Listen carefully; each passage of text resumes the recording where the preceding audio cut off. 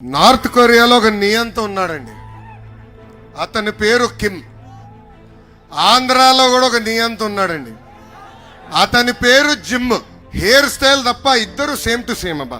North కొరియాలో కిమ్కి 17 ప్యాలెస్లు ఉన్నాయంట, కానీ ఆంధ్రాలో ఉన్న జిమ్కి 6 ప్యాలెస్లు ఉన్నాయి.